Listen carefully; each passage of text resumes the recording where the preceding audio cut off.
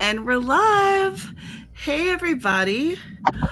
Welcome to Writer's Workshop. This is a monthly writing book club where we try to cover things, all things writerly, whether it's our health or our writer's life, or like this book, talking about the writing craft.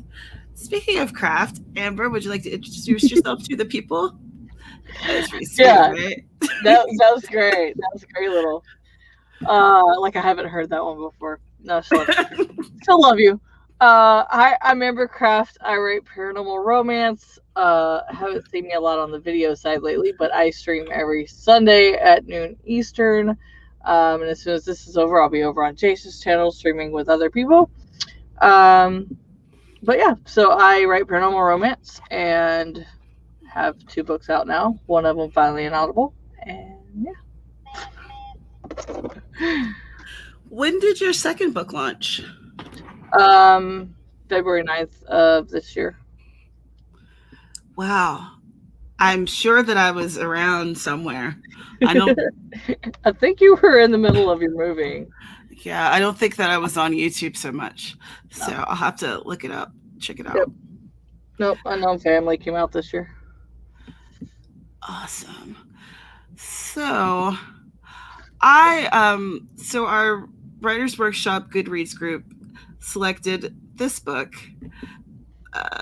Let me share the screen so you guys can see what I mean. Here we go. It's the fantasy fiction formula by Deborah Chester. And I don't know if any of you read oh crap, Jim Butcher. If you read Jim Butcher, but he wrote the intro, and the intro was hilarious. And apparently, she was one of his writing teachers, essentially. So it was very like self-aware and self-evasive, and he's talking about how he wanted to basically prove her wrong. So he did all the things that she said to do to prove her wrong, and then you know, he became like a New York Times bestselling author. So And it's so funny because if you've read any of his books, you can see him doing that. Like that is so his character as an author. So it was really cool to have that kind of started off.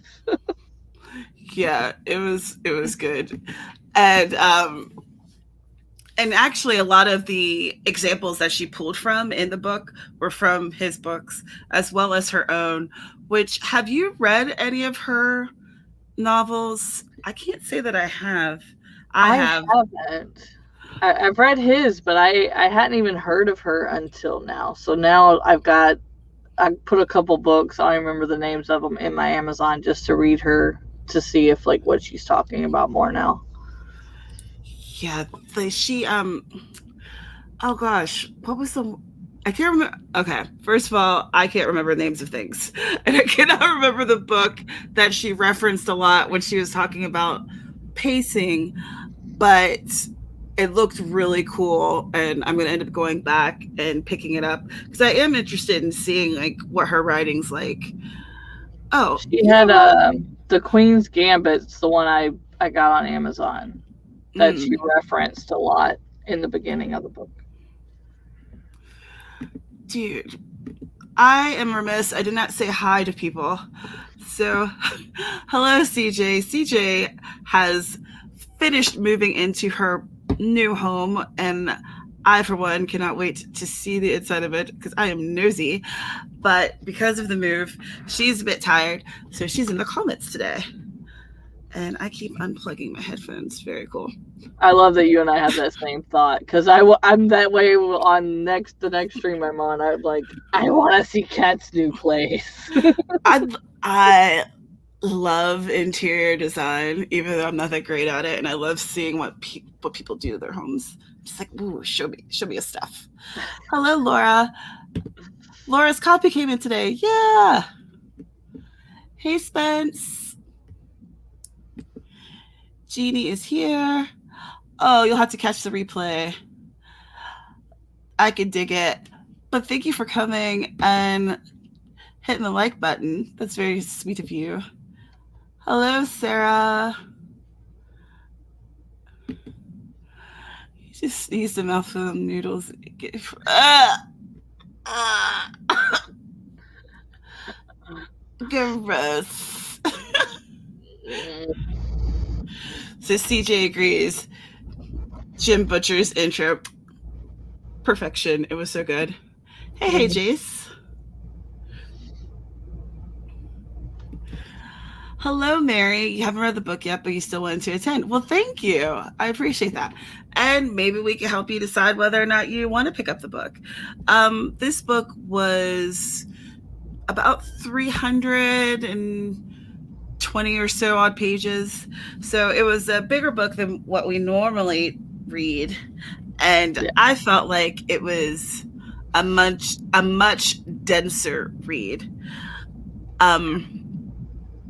What do you think? Yeah, I feel like, I mean, the book has a lot of good info, but I feel like because of its density, not necessarily like page length, just she gives you so much information in each chapter that, like, you might need to bite it off like a week per chapter or something like that, just to try to, like, because she gives you the, the exercises and things as well. And I feel like if you're not very used to, or you're knowledgeable about what she's talking about and putting it into practice, it might be one of those books where each chapter, each little thing she gives you, you might want to work on a little bit at a time. Yeah, normally I read these books the night before, and this one was a 4-day read for me. So it was very different. And I was enjoying the read. It made a lot of sense to me, but it would make me fall asleep. And I think it was because there was just so much information. My brain was like, all right, let's just time out for a minute, absorb all this inner subconscious, and then get back to it. So yeah. Plus I was a little stressed out. So I think that, like CJ, I was having a little bit of troubles, like just absorbing new information. Yeah. So I felt like, even though she was coming at this from a fantasy angle, I felt like this could work for, I mean, I'm not a fantasy author. I write cozy mysteries, and I'm starting a little spicy thing on the side. So, but I still felt like I could utilize what she was teaching. It felt more like writing craft 101 rather than just fantasy. Yeah. Would you agree? Yeah, and I feel like just because I write, I mean, right now it's more the paranormal in today's world, but like everything that she wrote about is basically where I'm going. I'm going from the urban fantasy setting to more like straight fantasy. And so for me, it was like, okay, I need to take notes. I need to figure out what she's writing and make sure I'm doing it. So I'm really glad that this book came up when it did, because I'm just going to go from that transitional from book 3 to 4, where I go from Earth to my world. So I want to make sure that I don't lose, the fantasy important parts. And like, I had never heard of what she said, creating a SPOOC plot equation for a book. Had never heard of that. I'm like, okay, let's dig in. And so those are things I'm definitely going to research now that I know before I get further in the book, because I don't want to screw up. So this was kind of might end up being my Bible on how to make sure I don't screw up book 4. I really liked how she went through, like, she gave things like little acronyms, like when she was talking about writing the action of a scene, and it's A/R action and then reaction. So when you're planning out a scene, you have an action happening, and then there has to be a reaction that's reasonable to the action, so that you make sure that these things kind of line up. And because if you miss a step, it won't make sense. Yeah. Which is something that intuitively, yeah, you figure, but to see it actually spelled out, I felt that was really helpful. Hi, Tamika. I agree, is a good source for writers, period. the juggling plates was interesting. And with that, she was talking about the idea that as a writer, you're going to have like several different subplots that are kind of being juggled at the same time. So yeah, that's what I mean. Like she had this like really interesting way of putting things. Spencer's going to be doing the exercises for a camp project. Oh, that's fun. Nice. Yeah, and then like where she gets into talking about the middle, like we all hate and feel like we drag the middle of books. I feel like either as author you have a really hard time at the beginning or middle or end. Like you don't ever always have, a hard time the whole time. So like I like that she actually breaks the scenes down and the viewpoints and dialogue, like everything you could have a problem with in your writing, she broke down separately. Like I thought that was a really cool, instead of one whole book dragging on about dialogue or one whole book about scene structure, she broke everything down to make it not feel so overwhelming. I agree. Spook, in case anyone was wondering, I had to look it up because, again, I can't remember things. It is situation, protagonist, objective, opponent, and climax. Let's see. So, yeah, I guess I could have gave that when I said it. Sorry. Oh no, that's okay. I've got it written down in my notes. I could have done that. My bad. No, I tried actually just taking notes in my Kindle this time. So if I'm looking down and trying to, you see me like flipping around, that's what I'm doing, because I'm a grandma and I'm trying something new. So that means it's going to take me 30 years to get it right. I usually take notes on my Kindle, but I was reading on my Kindle on my computer, so like I apparently haven't figured out how to do that part yet. I never could charge my tablet. Too much work this month, apparently. Right. So let's see. I liked that she talked about like the different aspects of writing a scene. And I think the way that I thought of a scene was more of like how movies show scenes, right?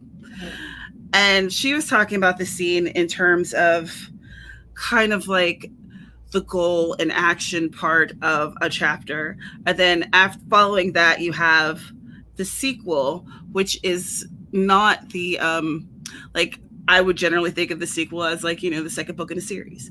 But that's not what she was talking about. She was talking about the part where you have action, you have things happening, and then you have like kind of the calm part, so that you have, it's not all just action. You have like a resting part where your protagonist or your main character is kind of processing what happened, is having emotions, is like showing the inner workings and the human side of your character. Which is interesting because in the books that we've read before here, there hasn't been a lot of focus on that aspect of like showing where the character is coming from and how whatever big action thing that just happened, how that's affecting them. And, the action, depending on your genre, that could be like this a huge misunderstanding with your loved one, or it could be finding a dead body in your garden. I mean, there's a lot of things to be action. What is the name of the book again? The name of the book is The Fantasy Fiction Formula, and it is by Deborah Chester. The Fantasy Fiction Formula by Deborah Chester. And if you are interested in picking up a copy, there's a link in the description. And that's what the cover looks like. Yeah, I love that cover. Yeah, I like it too. I think when I saw it, when I first saw the sequel part in the description, I was like, oh, this shows how she's making a series or things like that. And then when she started talking about that, it's like, okay, that's kind of what she means about getting into the middle, because I feel like when you get done with your first act, especially in fiction, and you've got that kind of like we talked about on Hero's Journey, where you've got this first little incident or scuffle that the character goes through, then you've got that middle part where nobody really knows what to do with it, and that's where all that inflection comes in, and you have to make sure that you're not info dumping it. So she gives a lot of different ways, like she talks about the complexity of a character, and their external situation may show their personality, but internally, how do you show that conflict? And that alone can make the middle of the story to get them back to where they were. See, she talks about the whole plot of your story is to force the protagonist to change, but in the middle, since people hate change, you have to do that realization to make them better. And it can be done really well, or it can be done really badly. That's true. I like that she talked about conflict, and then she talked about different types of conflict that you can include in your story. And for me, the very interesting bit from there was the combat aspects of things, because I don't have a lot of experience writing combat and writing like action sequences. So this was pretty eye-opening for me. I felt like I learned a lot from it. Tamika says the character design checklist is extensive, but she lets you know you don't have to have all the answers up front. Right. I thought it was interesting because I'm currently writing a book 2 in a series. So I was looking at that character checklist and thinking about, have I, what out of this checklist have I not defined yet? And so that my readers can have like a richer view of my characters. So I liked that. Well, and when we were talking about, both the middle and then, like I said, the complexity of the characters and stuff, like it brought me back to my book too, because you have, the whole first act into a little bit of the second, you have this build up, and then I'm like comparing what I did after that to what she talks about, and it's like, okay, did I do that? Did I hit that point? Did I miss that mark? So it made me kind of see her books and compare them to what I've already written, which helped me relate better to it. So it was a nice little check mark for checkup for me for books. CJ says I'm a terrible info dumper, and she did talk about info dumping and gave some ideas of how to avoid info dumping. And I think that especially when you have created this like entirely new world with new experiences, and you've even created a language, or you have moons, and like you have like all this new information and stuff, and you love it, and of course you want to tell your reader about it, right? Like you have that impulse, and it makes sense, but that dump can be like off-putting for the reader, or it could be something that they might not even fully read it. You know what I mean? We'll just kind of glance over it. So you have to kind of balance out how much you give, and how much of like the more you give can take away from the pacing, and it slows down your story. Yeah. Which she had like an entire chapter on pacing, which I found interesting too, because I feel like pacing is a question that comes up often. People are like, how do I make sure that my pacing isn't off, or, is it too slow, or is it too fast? Right. And so she gave some concrete examples of how to do that, which I found very helpful. Hi, Heather. Glad you could make it. Yeah, I like how like what you're talking about. She was talking about the world building because, like I said, that is a lot of what book 4 is having to explain what this different world looks like. Um, I'm trying to find the thing. She's like, do they want to know? Uh, here it is. Info dumping. Where said writer informs his reader of the world's terrain, climate, history for the past 9,000 years, its mythology, and its magic system. Snore. Oh, my washer's going crazy. Does her tips also apply to other genres like thrillers? Chris asks. I think so. I don't write thrillers. I write or fantasy. I write cozy mysteries and erotica. But I felt like her tips were universal enough that I would be able to apply it to my genres and to know what would work and what wouldn't work because I also I read a lot of the genre, so by reading it and then listening to what she has to say, it helped me to figure out, okay, this might not work so much because there we might not have sword fighting in erotica, or at least not that kind of sword. Oh gosh. Well, you never know. It could be like the Highlands erotica, like there could be swords of both kinds. You never know. I'm sorry. I hope that helped. Just saying. The worst. I am the worst. We've all heard of, write what you know. And she talked about it here. And I really liked this passage. So I'm going to read it to y'all.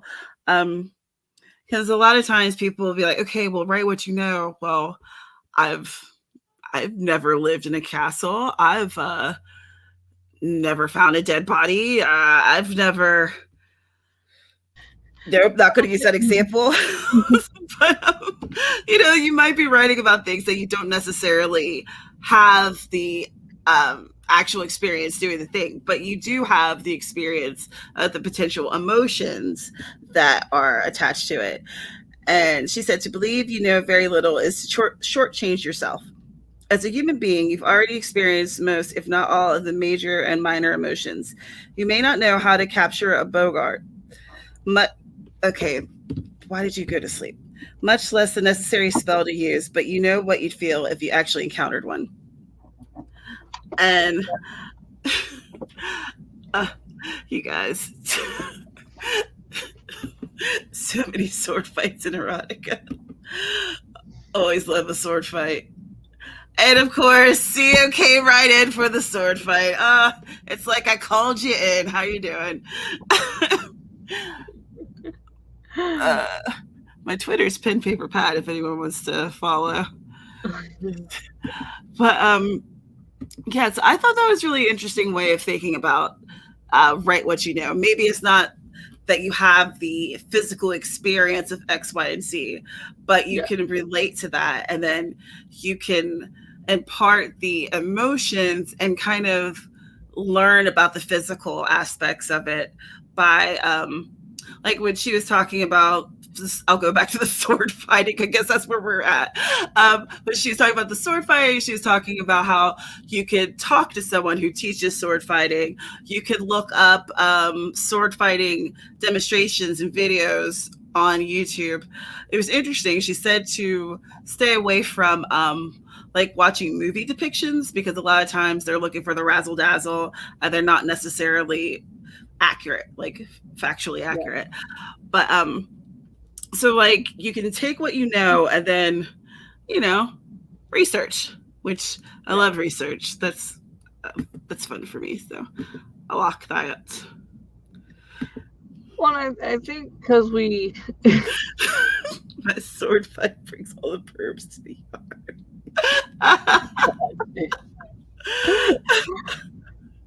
and I don't know if this is true with other genres, like with yours, but I know fantasy is more. Yeah, you have the dragons and the magic systems and different worlds and stuff, but for fantasy, it all basically boils down to the hero's internal growth. whether they help people or not, it's basically all boils down to the hero and their inner turmoil and struggles through going through all this crazy stuff. So, it's it's really hard to not info dump in fantasy, as well written as I've seen a lot of them. Like, I don't know, like with your genre with cozies, if that's an issue, but I feel like this whole thing kind of helped tell me how to set the pacing, and the problems and issues I face made me not feel like I'm not the only one. And so I felt like it's definitely something I will go back, reread, take a little bit more time to delve into. I think that info dumping can be an issue with any genre, really, because there's always more information that you want to impart that isn't necessarily what the reader needs to know to get to the next part of, or the next scene, or whatever you're trying to impart. Jill Burrow is a YouTuber who is a stage combat person who talks about it a lot. It's helpful from a storytelling perspective, I found. Thank you. I love resources. Yes. Thank you so much, Spence. It's very cool. Let's see. So we mentioned character design. Okay, so if you have been on my channel a little bit, then you know that I don't like naming things. I don't know what it is. I don't enjoy finding names. But she was talking about naming things here, like if you want someone to like a character or you want someone to dislike a character, one of the things that you could do immediately is how you name the character. So if you want readers to like a character, give that story person an appealing name. If you want readers to dislike or distrust a character, see the examples above. So one example for a name that will make someone distrust the character was like Snape. So I thought that was interesting. Yeah, and then also how she talks about introducing them. Like, I realize usually for the main character and for your antagonist that there needs to be some sort of memorable. But she was talking about being every introduction of every character, even side characters, something like that, like make it memorable.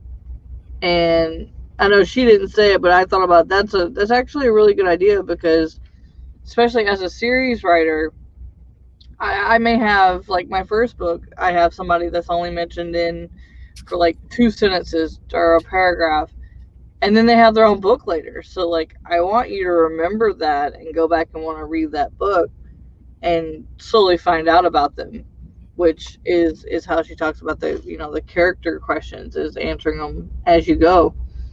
So it's definitely something I didn't think about before.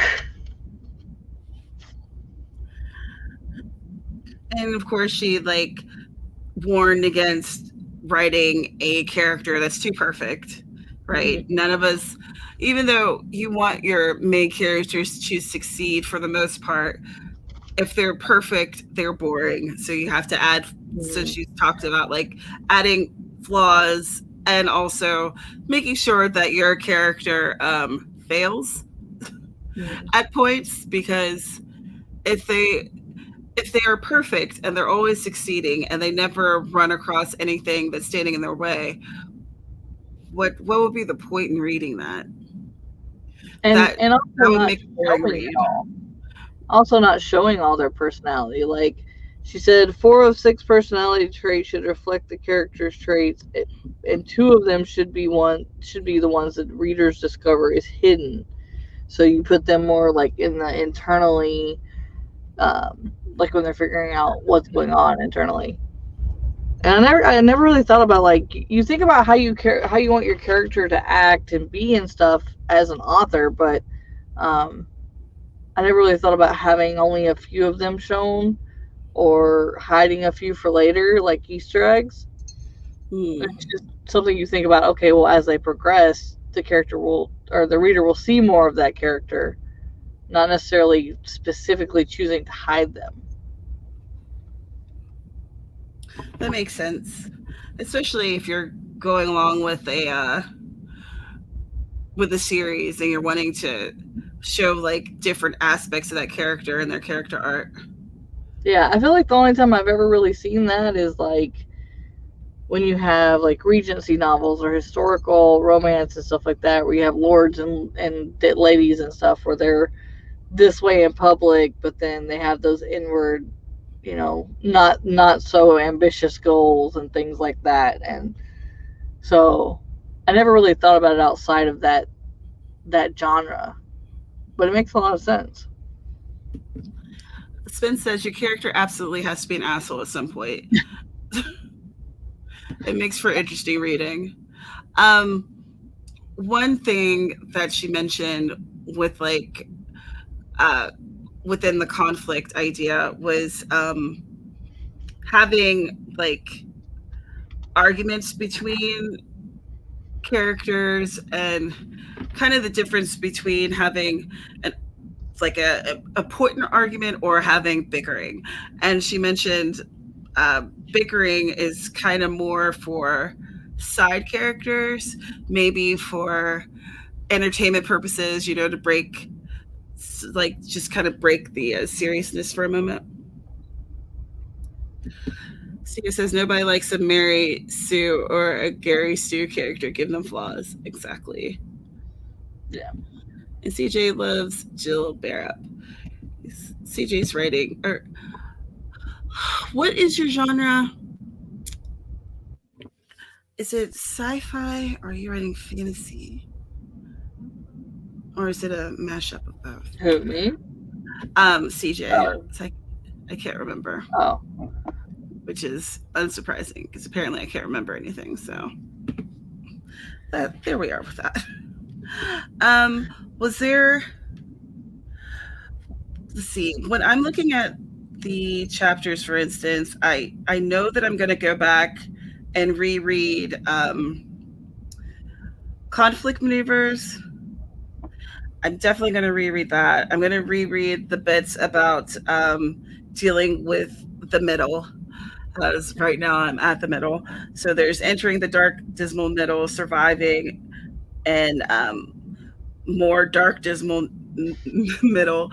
But yeah, I'm definitely going to reread those parts. And I didn't read the road to publication because I didn't really feel like I was.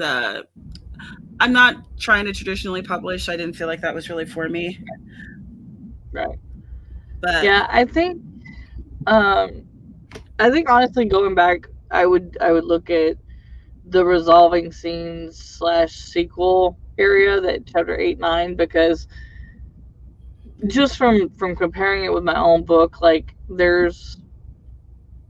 I did do what you said, but I feel like there's more I could learn from reading more and delving into the drills that she gives and recognizing it better.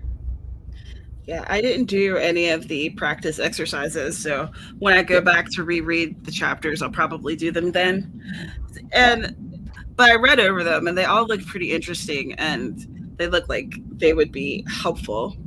Yeah, I want to go back and do all the questions in the character design checklist with the characters I already have and figure out, is there anything that maybe I can learn more about the characters for later books, or where I haven't shown, the reader that side of the character yet. So I think I'll definitely work on that in the next few weeks. Yeah, it's pretty extensive. It's 76 questions, I think. Yeah, 70 something.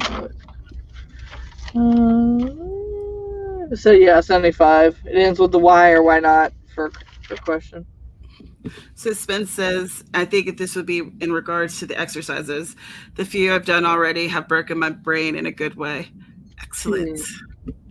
Excellent. Sarah says CJ writes smut, not erotica, just straight smut, the nastiest smut, and now it's canon. So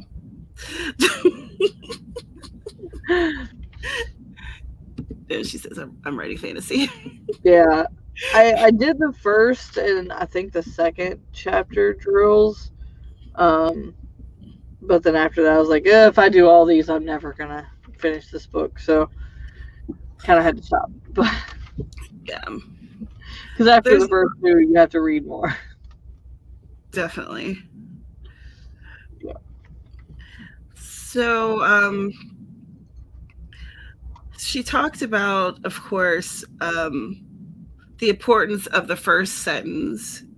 Mm-hmm. Do any of you in the comments want to share a first sentence of something that you're writing on? I would love to read it.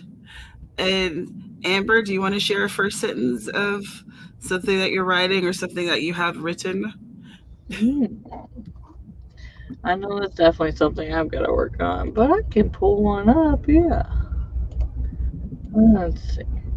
Yeah, I thought it was really cool when she talked about, you were talking about the action reaction, um, and when you combine that, I think with the two sentence plot equation, using the examples that she gave, like I really want to try to do that for each of my books and I feel like that gives you a good idea of, in the roughest, quickest way possible what you're trying to accomplish with each book.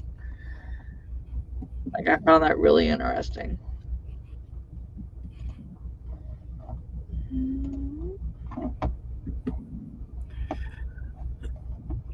So let's see. I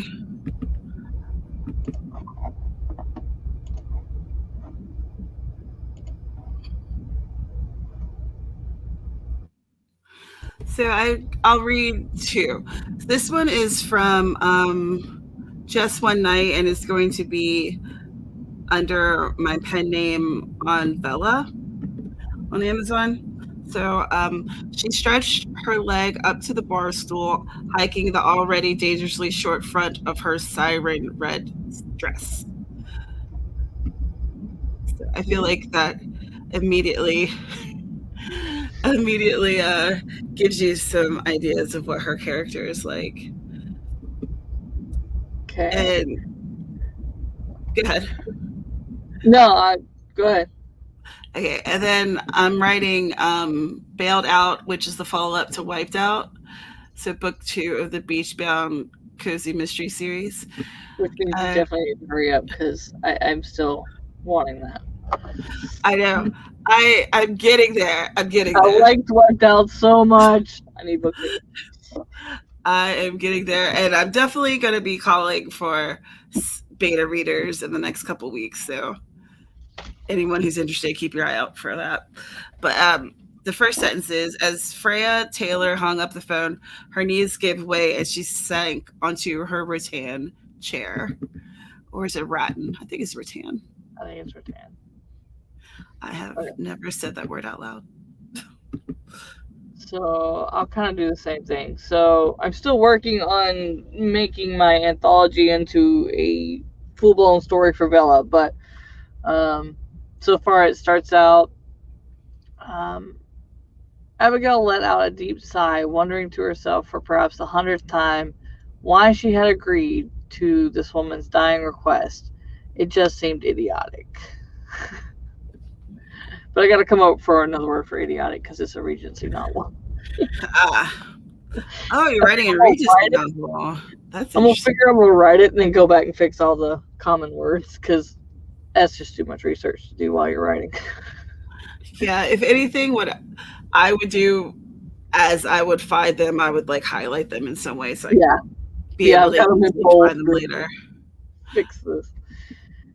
Ooh, let's see what people have said in the comments. So Jace, the smell of cheap disinfectant hit me as I opened the plane's bathroom door. Ugh. I hate that smell. That smell is gross. I wonder what's going to happen in that bathroom. Steel, cold and hard within her hands, able to slice through skin, muscle, and bone like butter. Ooh. Tamika, if I were creating a Tinder profile for Cass's date, it would read legs worth slashing, the perfect face for a Jade Doe victim, destined for no female friends and sure to be lying under some attractive CEO type man by the end of the night. Oh, that's intriguing. Nice.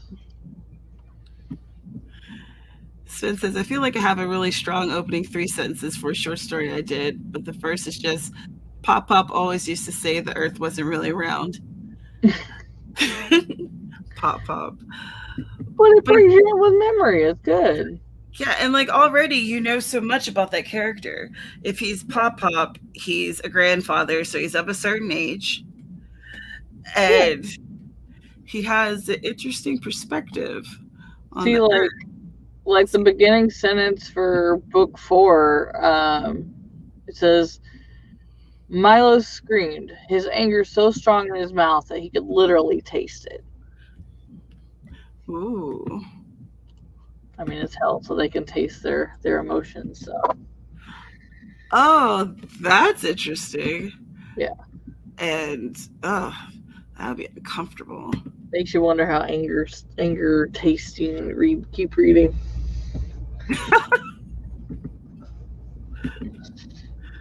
Right? I agree, Sia. There was a strong voice. Yeah, I like them. It's very cool. Let's see, what else do we have going on in this book? Like, I really enjoyed it, and I feel like even as much as I've pulled directly from the book to give examples today, that there's still so much more for you as an author to get from Yeah. this book. Like, Well, I feel like with all the we can't books give it all to you.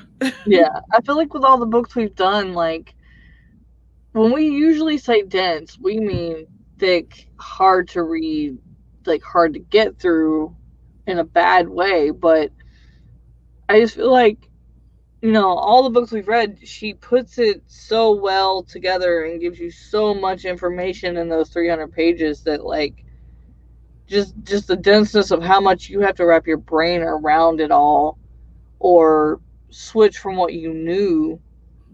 And then, like I said, since I do write fantasy, then I'm also comparing it to the authors I know and myself in my books. Like, it really is, and it'll be nice to see when we do your genre and books, like how much you do the same, or if it's just something that kind of I did. But I feel like when it talks about the genre you're working on, it definitely gives you more to think about.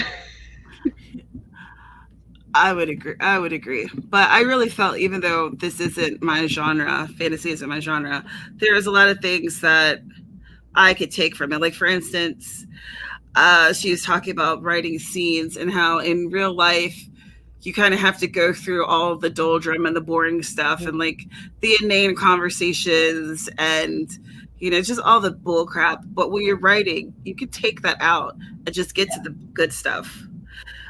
She said, think about your personal life for a moment. Ever wish you could fast forward through some segments of your day, or do you long to replay an hour that was so enjoyable you wish you could repeat it? But you can't. You have to live through each moment. In a similar way, scenes simulate real life by avoiding summary. There should be a narrative in a scene. And she goes on to talk about how you don't have to like add all the boring bits.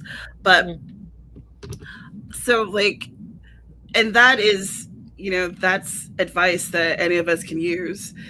That's definitely not genre specific.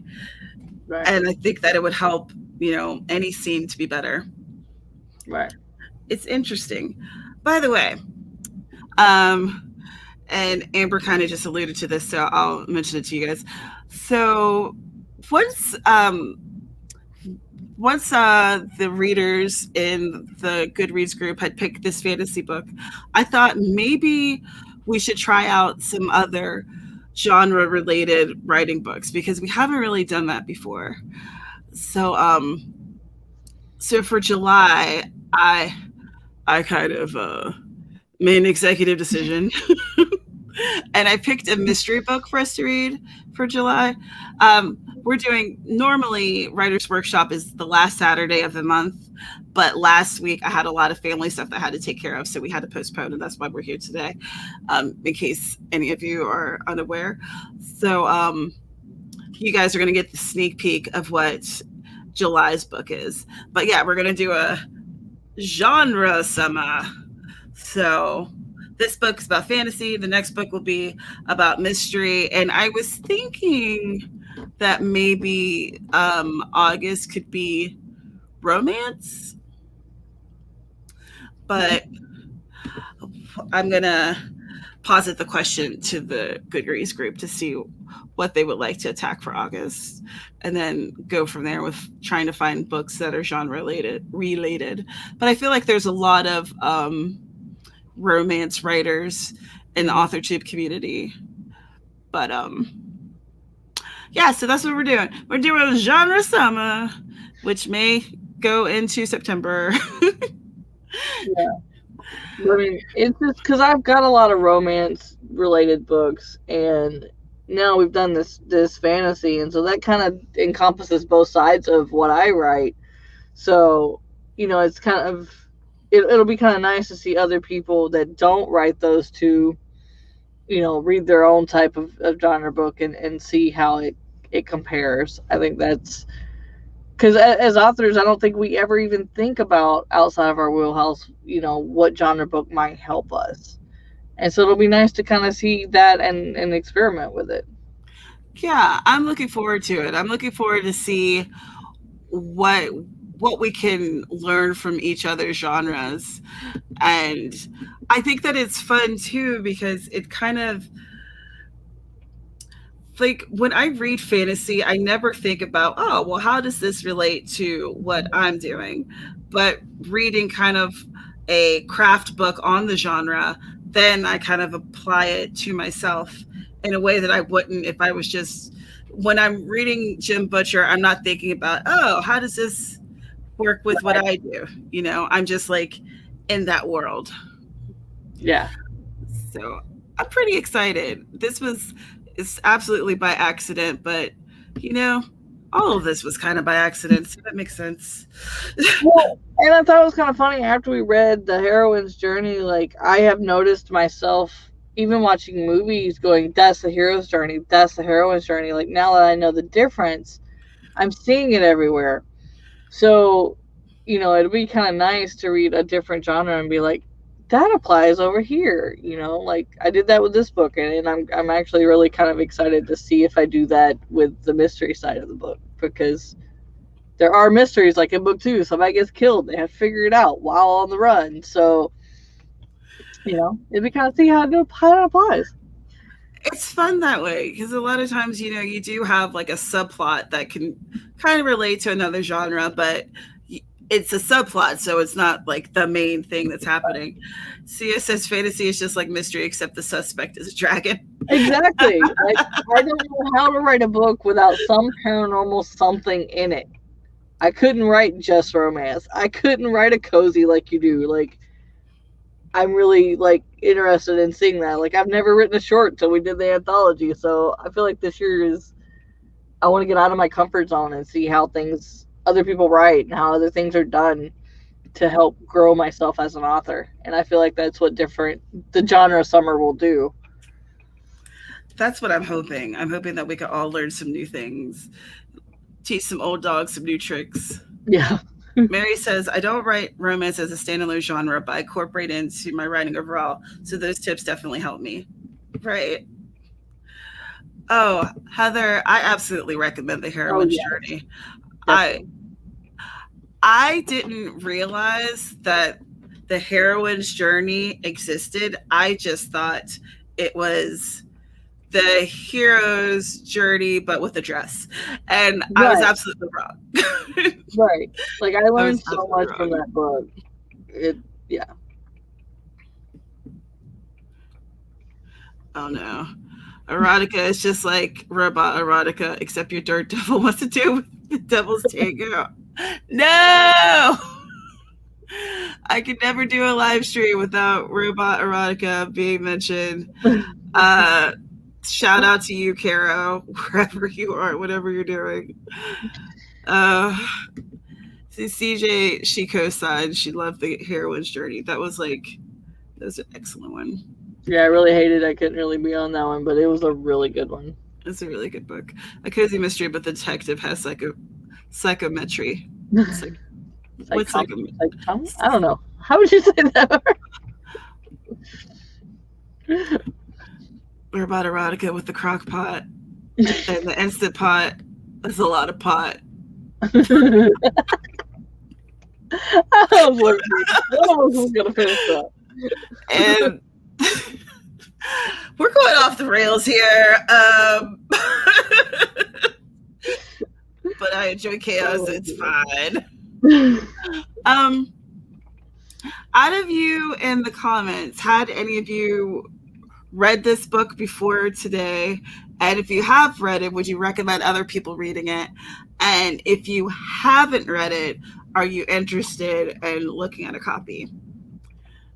Let me know. I'm interested in knowing where you stand with this book, because we're definitely telling you what we think about it. Yeah, I was trying to think, is there anything we didn't really... Oh, I did like that she gave, in the first chapter, I wrote these down. Not sure if there's something we would want to read, some of them, but has anybody read Chris Vogler's The Writer's Journey? I haven't. Let me look that up real quick. The Writer's Journey. Well, that came up immediately.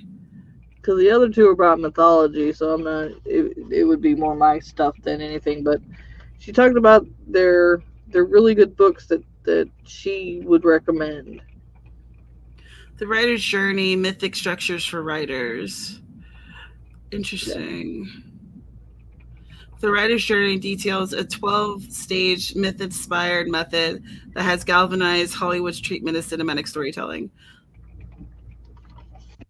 Yeah, because she said that book it pulls a lot to things that she actually sees. Ooh, I got Starbucks. You know, have we? You know what we haven't read? Save the Cat for novels. I wonder. Oh yeah, because we've read it. All of us have read it, but we've never did it on here, have we? Yeah, we haven't discussed it. That might be something. Because I know that was going around all of YouTube for a little while. Yeah, you know, we're not with the trends here. It wasn't the book we were on, so we just kept on. We get to it when we get to it. Kind of like Romancing the Beat. Like, books go around YouTube. Doesn't mean we're going to talk about them. I was thinking about putting that on the romance reads list. Yeah. Romancing the Beat. I think that yeah. And I actually own a copy of it. That was the whole reason we started this, was you had too many copies of books. So we need to pick books that you already have copies of, Tamara. Let's get through your reading list. I know. Dude, I bought this month's book, and then at the same time I bought this book, and then at the same time I bought July's book. And I was like, oops, I wasn't supposed to buy another new book, but now we're going to read it, so it all works out. I want to make at least like 2 months this year instead of writing. I want to make it like, not going to write a thing. We're going to read and do drills and research what I've read, all of this, because we have read so many books, and a few of them have different drills and different things to do, and I feel like we're always reading the next book now instead of, going and actually putting it into play. I want to go back and do that. Like with last year, I think it was November and December, we took a hiatus. I know that we did that the year before, and I feel like we did that last year as well. So that would definitely be a perfect time to go back over things. Yeah, Yeah, I mean, we could start the year or end the year with like out of all the books we've read, which one we actually like helped us in our writing, or we went back and found that we reviewed more. That could be interesting. I think that after one of the seasons, or maybe it was the beginning of one of the seasons. Oh my gosh, I can't remember things. This is season 3, also. We've been in this for a minute, but I feel like we did do. CJ, back me up if I'm right here. We did do some type of compilation where we talked about our favorite book of the season. Yeah. What worked the most for us. I think we started this season that way. Maybe that's what happened. Because because in the chat we were already talking about which books we had read and trying to figure it out. So, yeah, I definitely want to do that again because I feel like, and that helped me to remember. Oh yeah, that was a killer book. That was really good. Let's see. Yeah, the good thing is I take notes, so I can just go back through and okay, here's the one we were talking about. I take notes, but unfortunately, they are in a ton of different pads. So yeah. I always start with a specific pad for Writer's Workshop, but it never ends that way. Tamika bought this book last year and had it sitting on your shelf. You saw you're doing this workshop. You decided to give it a try. Fantastic. Yeah, I really do like it. So Heather read this a while back as a library book. Excellent. Yeah. I'm with Sarah. You should be giving us books to read that like you have. Give Goodreads the choices of books you have in your own library. I do most of the time. So what ends up happening is the picks will be kind of a mix of things that I have and things that I am interested in reading. So I mean, I'm not totally trying to kill the TBR, I am a book hoarder. So Save the Cat was pretty helpful. Jace loved it. I have them both, and I haven't even read them yet. Spence says Romancing the Beat was and is the most helpful so far. Ooh. Yeah. Yeah, because Christine came out with 3 books, and I got to read those and this, so I haven't read the books because we haven't been assigned them. And Mary says she has a copy of Save the Cat Writes a Novel that you got from Jamie. You haven't read it totally yet, but you're going to. And CJ confirms we did it at the end of the season. Excellent. All right. So we are at the top of the hour. So let me go ahead and show you the next book.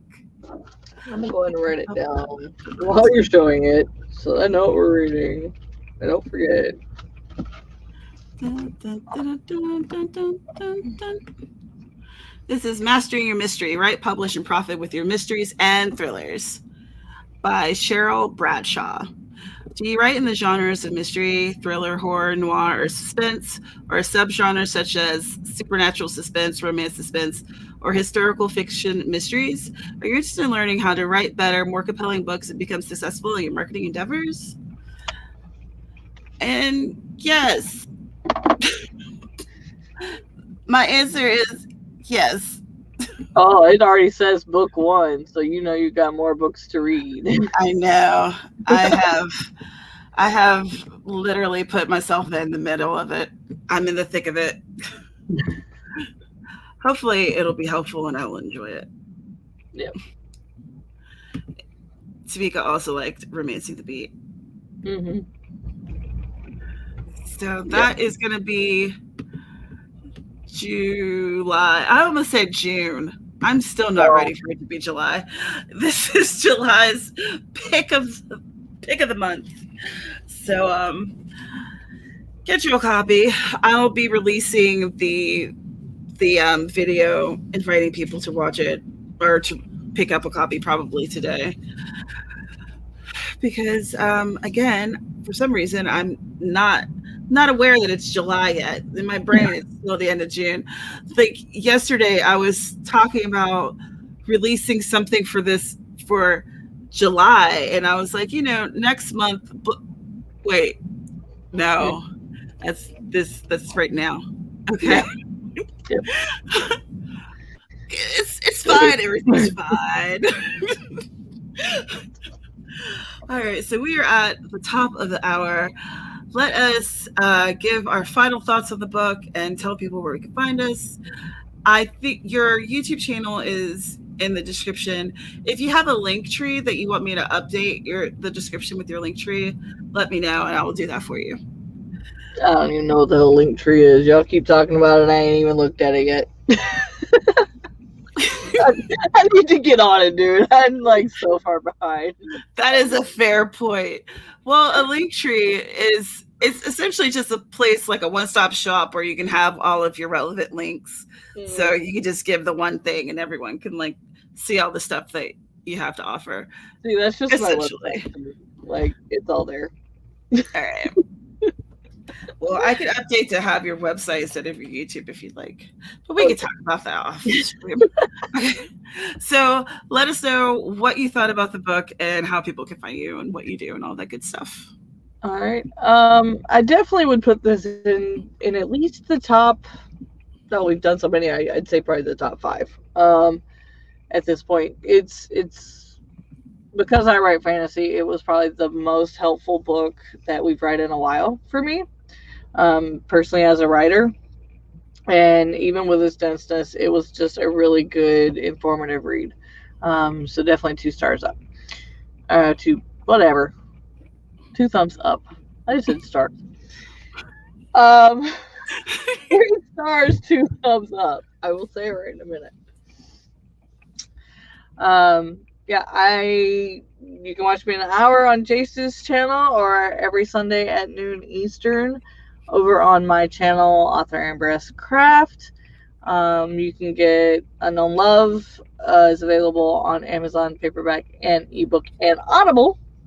And book 2, Unknown Family, just on Amazon and ebook everywhere. That's wide. And for now, that's all I've got. I've got to figure out the podcasting stream for season 2, but that is coming, I promise. But yeah, that's me. Excellent.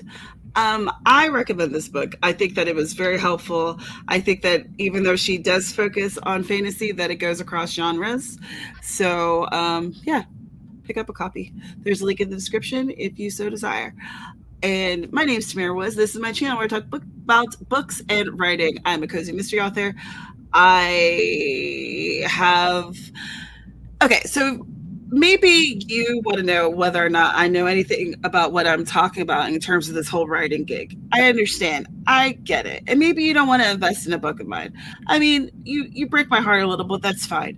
You can sign up for my newsletter and you can get a copy for free of Midnight Murder. And that is like a prequel to all of these series that's going to be coming out. You're going to meet Freya, Issa, and Nene. They are cousins, and they're the women that I write about the most. So, it's during their teenage years and it's their first experience with some nefarious beings. So, jump in it. That link is in my description. Also, if you like what I do here and the other things I do for the writing community, like #write stuff and the different collaborations and things that I come up with, you can support me in my journey on my Patreon. Join my cozy community, y'all. It's really fun over there. I post weekly, sometimes more than, and you get the sneak peeks of what's happening behind the scenes. Also, the Discord will be launching later this month. So, if you want to join that, join my Patreon and you could be a part of that. And we're going to be doing fun stuff like watching Murder, She Wrote episodes together because, yes. Also, you know what I mean? I was like, would you guys like to watch Murder, She Wrote with me? Because I love it. Mm-hmm. Please. And like other stuff. That shows our age. True. Like Murder, She Wrote was the thing that I would watch when I was little with my family on Sundays. We would like sit around and watch Murder, She Wrote together. So yeah. But yeah, so join my cozy community. Once I hit 50 patrons, I will be releasing paperbacks of my books. So come on in. The water's fine. I have a Ko-fi, so you can also just drop a donation if you want. Buy me coffee. Yeah. And hashtag Write Stuff is where writers talk about writing every Tuesday at 9 p.m. Eastern over on Twitter. Twitter is like my second home, so you can find me there most often. Oh, look at y'all giving Murder She Wrote love out. Yes, yes. Angela Lansbury is bae. I will be very, very heartbroken when the inevitable happens. Jennifer still watches Murder She Wrote. Same. And Spence is here for it. Yeah. That makes me feel good. Thanks, y'all, for watching this, being here with us, whether you're watching it right now or you're going to be watching this during the replay. Without you, we are literally just screaming into the void. We will be back with the next writer's workshop at the end of this month, barring anything weird happening, July 31st at 2 p.m. Eastern. Meet us here. We're going to be talking about a mystery book this time. And happy writing. Happy 4th of July. Be careful, please. Fireworks and alcohol doesn't mix. We want to see you next week with all your fingers. And have a good one. Take care.